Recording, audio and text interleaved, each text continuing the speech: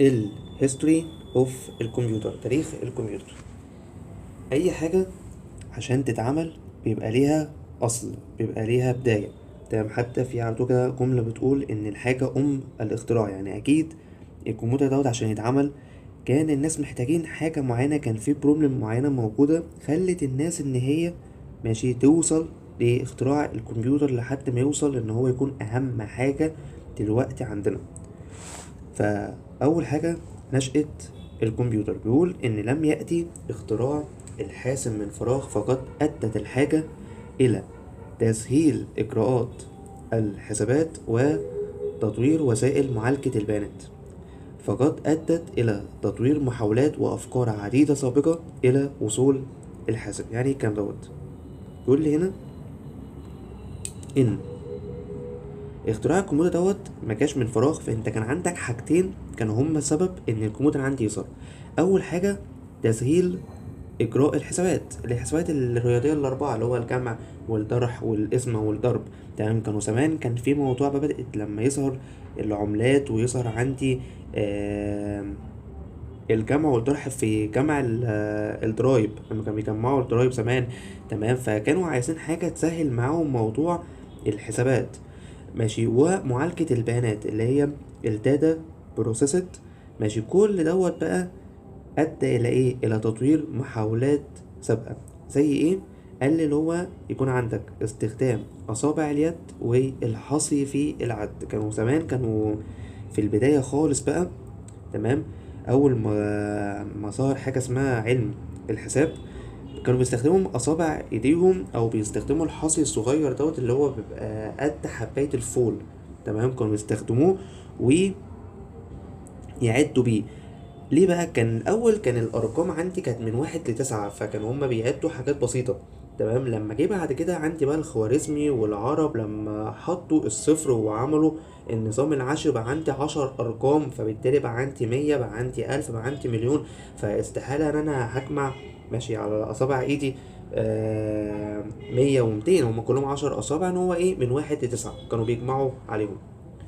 فده كان السبب الرئيسي في نشأة الكمبيوتر. اول حاجه عندي بقى لما بدأت عندي خالص كانت المعدات. قال المعدات ديت اكتشفوها في 2000 قبل الميلاد. دي كانت أعمدة موجودة في الصين واليابان وروسيا. يعني أي أول ما ظهرت أو هما لما اكتشفوها لقوا إن دي كانت في أعمدة كانت موجودة في ال3 دول دول، وتاريخها بيعود ل2000 قبل الميلاد. بيقول لي بقى ان دي كانت اول وسائل الحساب اليدوي لاجراء العمليات الحسابيه الاربعه، اللي هي الاديشن والمالتيبليكيشن والديفيجن والسبستراكشن. تمام، فدي كانت اول حاجه الناس عملتها علشان يجمعوا عليها. دي كانت عباره عن ايه بقى؟ قال لي دي كانت عباره عن ادار خشبي. تمام، بيحتوي على عدد من الاعمده، كل عمود بيضم عدد من الجراد. تمام، ده كان عباره كده عن ادار خشبي، والصور كلها بعدها. كان عندي هنا كده إدار خشبي. تمام، ده كان بيحتوي على أعمدة، كان عندي كده صفوف وأعمدة. تمام، كل عمود ماشي بيكون مترقم من 1 ل9. تمام، فبيقول لي بقى إن المربع الواحد بقى بيبقى مقسوم نصين. تمام، أو بمعنى أصح بيقول لي إن كل عمود بيبقى فيه إيه؟ بيبقى فيه مربعات أو فيه دواير كانوا بيجمعوا عليها. تمام، فبيقول لي بقى ان الطريقه ديت برضو استخدموها في الحضارات القديمه لحد ما انتشرت في اوروبا في القرن ال16 ميلادي. ديت اللي اي حد بيدخل المدرسه عشان يتعلم حاجه اسمها حساب لازم يتعلم بالطريقه ديت. فالطريقه دي كانت بيستخدموها في الحضارات القديمه، مثلا الحضاره الفرعونيه، الحضاره البابليه، الفينيقيه. تمام، استمرت بقى لحد ما وصلت اوروبا في القرن ال16. جه بعد كده بقى حاجة ادفانسد شوية، حاجة كانت مودرن شوية عن المعدات، اللي هي نيبر سبونز، أعمدة نيبر. أعمدة نيبر دي بقى كانت حاجة ادفانسد شوية، وكانت حاجة بقى دخلت شوية في الماثماتيكال ساينس، اللي هي الجداول الرياضية. قال لي دي كانت عبارة عن جدول رياضي. تمام، قايم على اللوغاريتمات. فكان بيعمل ايه؟ قال لي كان بياخد عملية الضرب ديت ويحولها لجمع. كلمة لوغاريتم اللي هي الالجوريزم،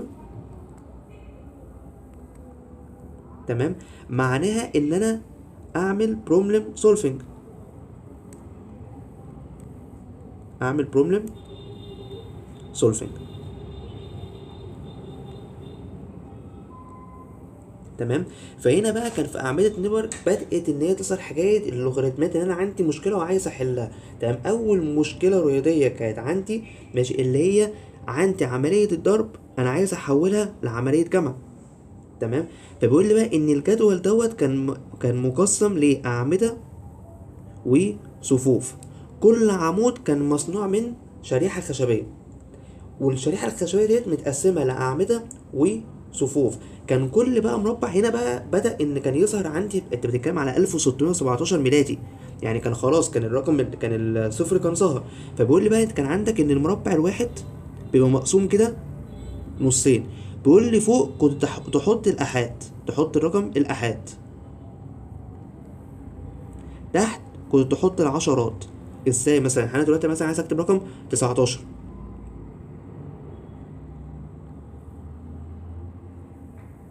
تمام. فقال لي كان رقم 19 كان بيتكتب عندي كده، ادي كده واحد وادي كده 9. تمام. يعني هو كان رقمه كده، كنت تيجي اعمل العمليه في اعمده نيبر او في الجدول الرياضي ديت كان بيتكتب بالطريقه ديت. فوق ده كده القطر بتاع المربع، تمام، فوق بحط الواحد، تحت بحط ايه؟ التسعة. فكانت اعمده نيبر كانت اول جداول رياضيه. فكان عندي هنا كده اول وسيله الناس استخدمتها ان هي تعمل العمليات الحسابيه الاربعه كانت المعدات. تاني وسيله عندي اللي هي اعمده نيبر. جه بقى عندي بقى العالم الفرنسي بليس باسكال في 1642 عمل اختراع دوت بقى اللي كان بداية فعلا ماشي تاريخ الكمبيوتر، وبدأ فعلا ان يحصل عندي تطور للكمبيوتر. باسكال عمل ايه بقى؟ فرنسا كان عندها مشكلة في جمع الضرايب. فكي باسكال فكر كده ان انا اعمل آلة تساعدني في الجمع والطرح. يبقى انا كانت كل مشكلتي كلها، تمام، في فرنسا هي الجمع والطرح. راح عمل ايه بقى؟ راح عمل آلة ميكانيكية. وبيقول لي بقى ان الآلة الميكانيكية ديت هي اساس تصميم الآلات الميكانيكية اللي ظهرت حتى وبعد منتصف الستينات. يعني بقى قال لي ان الآلة الميكانيكية اي حاجة ميكانيكية، تمام، معتمدة على الحركة. تمام. فهي هو هنا بقى لما عمل هنا الآلة ماشي، الآلة دي كانت بتتكون من عجلتين، كانت بتتكون من علقتين. تمام. العلقتين دول كانوا بيتحركوا في عجلة منهم بتمثل الآحاد، والعجلة التانية كانت بتمثل العشرات. وكل عجلة كان مسجل عليها الأرقام من واحد لتسعة. تمام. والعجلة التانية برضو هكذا ماشي. فأنا عايز دلوقتي أجمع، فأنا ميجي أجمع أحرك العجلة الأولى، تمام، دورة كاملة. لازم العجلة الأولى كانت تدير دورة كاملة. فبعد كده لما العجلة الأولى تدور عندي دورة كاملة، تيجي العجلة التانية تعمل حركة واحدة ماشي، ومن خلال العملية ديت ماشي يظهر لي الناتج بتاعي. تمام. فده كانت آلة باسكال. فآلة باسكال هنا ديت أول الآلات الميكانيكية اللي ظهرت عندي في التاريخ. الآلات 3 أنواع، عندي آلة ميكانيكية، وعندي آلة إلكترو ميكانيكية، وعندي الآلة الإلكترونية اللي هي الحاجات الإلكترونية دلوقتي موجودة عندي دلوقتي حاليا. إحنا هنا دلوقتي في المحاضرة ديت هناخد الآلات الميكانيكية. تمام. فأنا كده دلوقتي من أول آلة باسكال لحد النهاية بتكلم على الآلات الميكانيكية. باسكال اخترع الآلة الميكانيكية بتاعته اللي هي باسكال ماشين، واتسجلت باسمه، تمام، وموجودة في المتحف في فرنسا. تمام. جه بعد كده بعديه ليبنز. عمل ايه بقى ليبنز؟ قال لي ليبنز هنا بقى هو عمل ديفلوبمنت لآلة باسكال. بص هنا بقى العالم الألماني جوتفريد ليبنز ماشي، تتكلم هنا على فترة 1671. وانا قلت لك ان باسكال الآلة بتاعته فترة موجودة، تمام، او كانت هي اساس لتصميم الالات لحد منتصف الستينات وبعد منتصف الستينات. فانت لما بتتكلم على 1671 كده دخلت في السبعينات. تمام. فجه بقى آلة ليبنز. فجه بقى ليبنز قال ايه، والله انا عندي باسكال عمل آلة ميكانيكية، تمام، وكان اختراع كبير جدا واختراع مهم جدا، بس هي كانت بتقوم على حاجتين، جمع وطرح. طب ما انا ادخل فيها العمليات الحسابية التانية اللي هي القسمة والضرب، وراح دخل فيها استخراج الجذور. بعد كده ما سكتوش على كده، جه بعد كده في 1786 آلة ميلر، اللي هو جون ميلر، عمل ايه بقى؟ قال لي هنا بقى اقترح حسبة تقوم بحساب الدوال الرياضية بشكل تلقائي، وده كان هنا بقى مفتاح للكمبيوتر الرسمي. عمل ايه بقى هنا؟ هو هنا اقترح، هو صمم، هو عمل بحث، عمل نظريه، بس هو ما صممهاش، هو ما اخترعهاش، يعني خلاص ما كانتش عباره حاجه ماديه كده خلاص اتعملت، لا، هو هنا كان مجرد فكره. ان انا قال لك والله انا الدوائر الرياضيه اللي هي الفانكشن، الدوائر الرياضيه، تمام، اللي هي اصلا قايم عليها الكمبيوتر، قايم عليها كل الالات، تمام. قال لك والله انا ممكن ان احنا نعمل كالكوليتر تحسب لي الحاجات دي بشكل تلقائي. وراح جه بعد كده ميلنر ما عرفش ان هو ينفذها، هو اقترحها او صممها بشكل ورقي.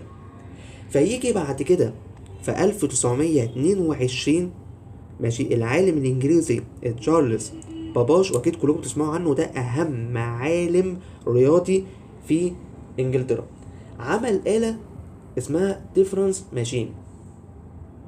وهنا فعلا عملها ويصممها، تمام. جه في 1922 اخد فكرة ميلر اللي هو استخدام الدوال الرياضية بشكل تلقائي، تمام، وراح ضاف عليها بناء الجداول اللوغاريتمات. فانا كده اتعمل لي ميكس ما بين ميلر وما بين نيبر، تمام. انا اول ما اللوغاريتمات ظهرت عندي، مين اللي عملها؟ نيبرز، ماشي. فهنا بقى جه تشارلز باباش عملها وصممها، تمام. ويجي بقى هنا عشان كده يقول لك ان تشارلز باباش هو يعتبر هو الاب الروحي لجهاز الكمبيوتر. علشان كده تشارلز باباش يعتبر هو الاب الروحي للكمبيوتر، هو السبب في اختراع الكمبيوتر. والكمبيوتر لو انت عملت تسيرش على الجوجل، لو كتبت مين هو اول واحد عمل فكره الكمبيوتر، هو تشارلز باباش. عشان كده تشارلز باباش يعتبر من اهم الناس الموجودين في انجلترا، وتعتبر انجلترا اصلا هي اللي طلعت كل المخترعين وكل العلماء زي نيوتن وتشارلز باباش وفراداي، تمام، كل دول، تمام، كانوا من انجلترا. وبعد آلة الفروقات اللي هو ديفرنس ماشين تكون انتهت عندي الفترة بتاعت الآلات الميكانيكية اللي هي الميكانيكال ماشين. فالميكانيكال ماشين بدأت عندي من أول باسكال وانتهت عندي في ديفرنس ماشين، لحد ما يجي بعد كده عالم تبع جامعة هارفرد موجود في الولايات المتحدة الأمريكية، يبدأ بقى إن هو يعمل تصميم رسمي لأول جهاز كمبيوتر، وكان يعتبر أكبر جهاز كمبيوتر في التاريخ، تمام. ويبدأ عندي فترة جديدة اللي هي الإلكترو ميكانيكال ماشين.